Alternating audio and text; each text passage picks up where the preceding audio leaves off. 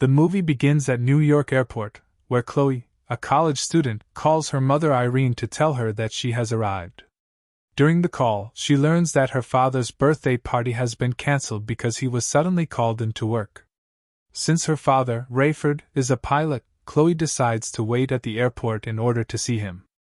At the same time, a Christian woman approaches Cameron, a television reporter, and tries to convince him to accept Christ into his life, claiming that all the misfortunes he witnesses daily in his job have explanations in the Bible. Chloe interrupts her, saying that the idea of God punishing innocent people for the sins of others from the past, and doing so in mysterious ways, is not a convincing explanation.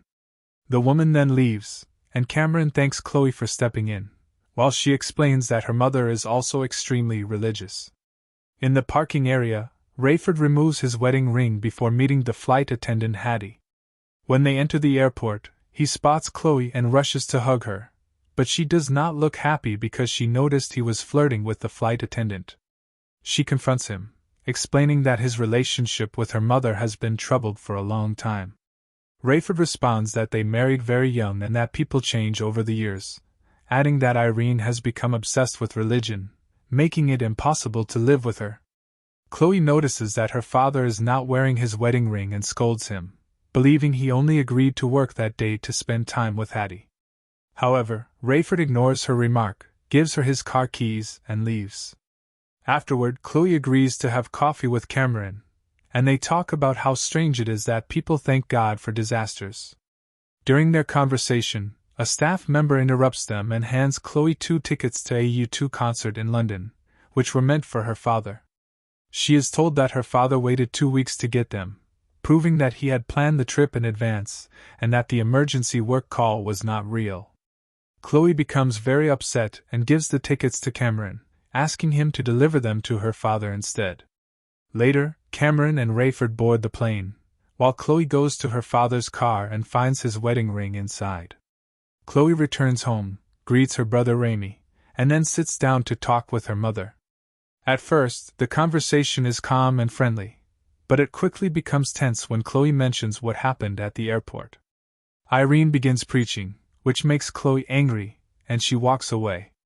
Trying to distract herself, Chloe goes out with Ramy, who is worried about their parents, but she reassures him that everything will be fine. While they are hugging, a sudden flash of light appears, and Chloe suddenly finds herself holding only Ramy's clothes, as he has mysteriously disappeared. At the same time, people around them discover that their loved ones have also vanished, and panic spreads everywhere. A driverless car crashes into a shopping mall, and when Chloe looks inside, she sees a dead man in the passenger seat. People begin taking advantage of the chaos by looting stores and stealing belongings of those who disappeared. Outside, massive traffic congestion blocks all the streets. On Rayford's plane, some passengers try to maintain calm, while others refuse to engage. Once the flight stabilizes, Rayford secretly leaves the cockpit to meet Hattie, showing her the 2 concert tickets given to him by Cameron. Suddenly, the plane begins to shake violently, and the passengers discover that several people on board have mysteriously disappeared. Panic begins to spread inside the plane as it starts losing altitude. Rayford quickly returns to the cockpit only to discover that his co-pilot has completely vanished. He immediately takes control himself, trying to stabilize the aircraft and prevent it from going down. Meanwhile, Cameron starts recording everything that is happening. The passengers begin to lose control, violently banging on the cockpit door, unable to see the captain. Hattie tries to calm them down, but it doesn't work, while Cameron keeps filming in an attempt to help, though without any real effect. Rayford monitors the situation through the cockpit cameras and increases the cabin pressure, which causes oxygen masks to drop. The passengers struggle to breathe and are forced to return to their seats and use the masks. Rayford then tries to contact air traffic control via radio, but no one responds, and his phone is also not working.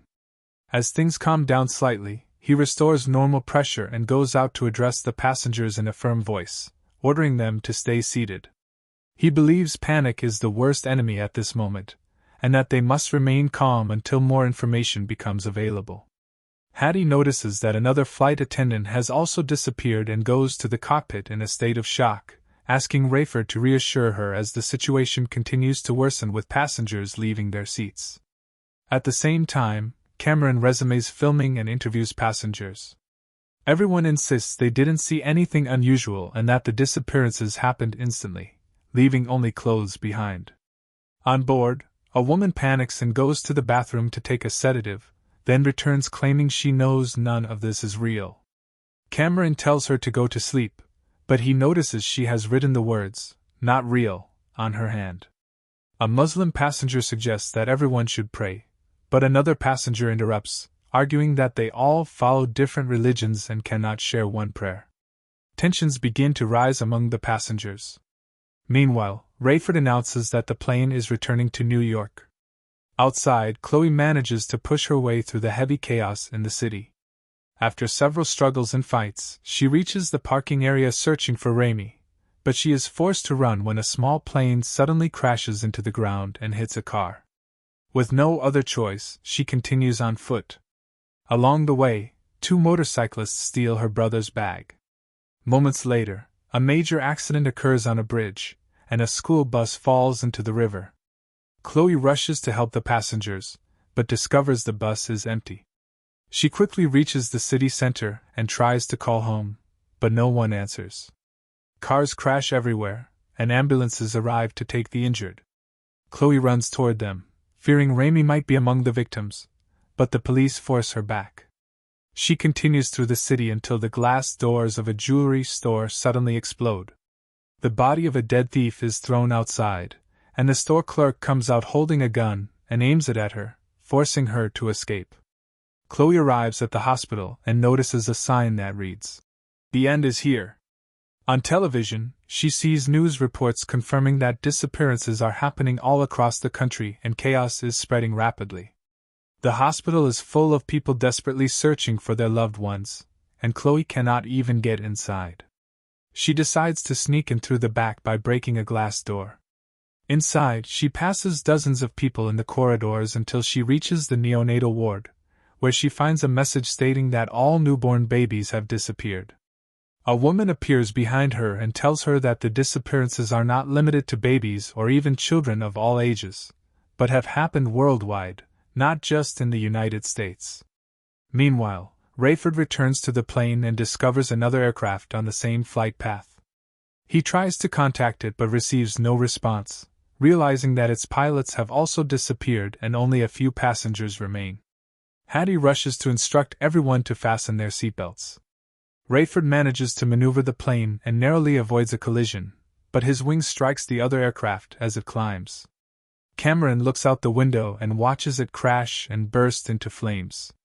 Amid the chaos, a racist passenger takes advantage of the situation and searches a Muslim man's bag, convinced he might find a bomb, but he only finds an electric toothbrush. Other passengers begin offering theories, including that humanity lacks the technology to cause something like this, while others believe aliens may be responsible for the disappearances. Moments later, the passengers notice something strange on the plane's wing and call Hattie over. She asks Cameron to take a picture and shows it to Rayford, who tries to understand what is happening. Rayford struggles to maintain control, realizing that landing will be extremely difficult, especially with the autopilot broken and no possibility of leaving the cockpit, while a mysterious leak begins spreading from the wing, making the situation even more dangerous. Rayford confirms that the plane is losing fuel, and another passenger notices it and begins to panic. At the same time, a woman collapses, crying that she wants to go back to the place where her son disappeared. Suddenly, the plane's wing catches fire and the aircraft begins to shake violently, causing even more panic among the passengers.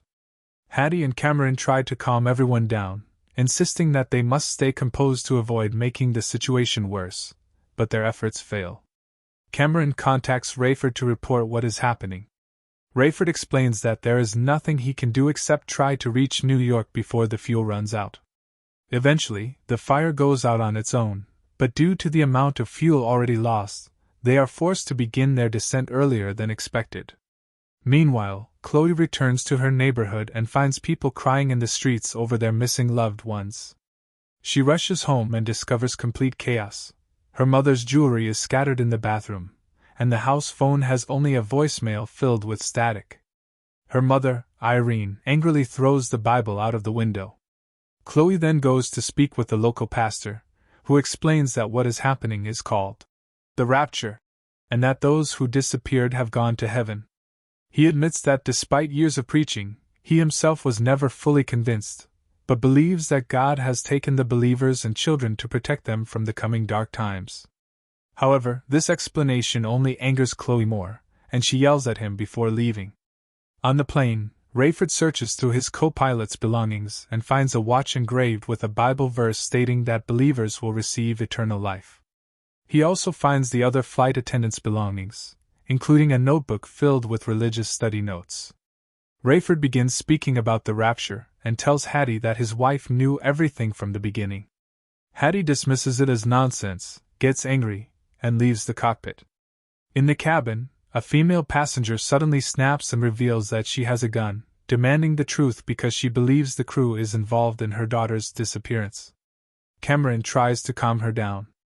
Another passenger, a drug addict, says she once attended a religious school and that what is happening resembles what she was taught about believers ascending to heaven. The mother becomes emotionally unstable and considers taking her own life, but Cameron shares personal stories about his relationship with his mother, eventually calming her down and taking the gun away from her. At that moment, Rayford finally receives a radio response and learns that the disappearances have occurred all over the world. Airports are filled with crashed planes, making landing extremely difficult.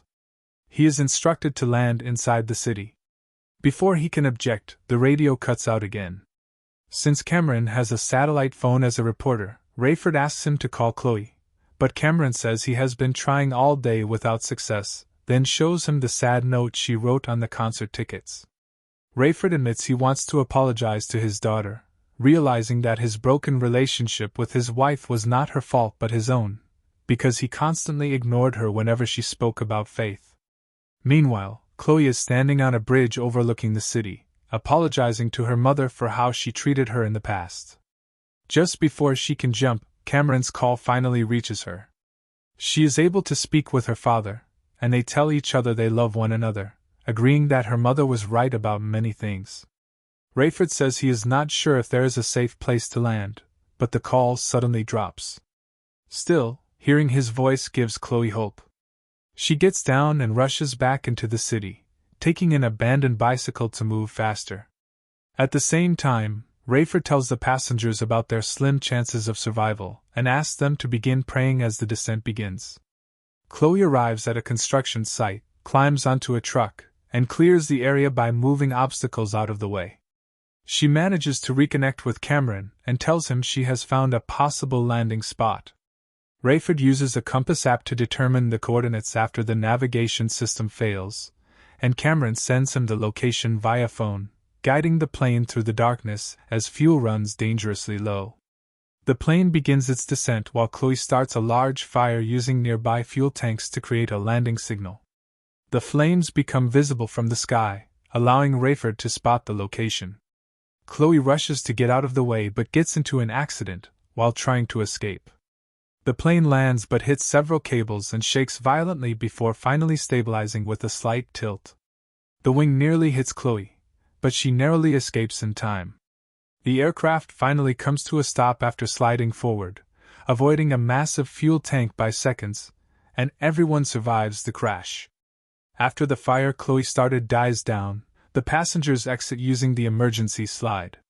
Chloe rushes to hug Cameron and her father Rayford, who admits he was wrong to distance himself from her. He gives her his wedding ring and her mother's ring before they all look toward the distant burning city.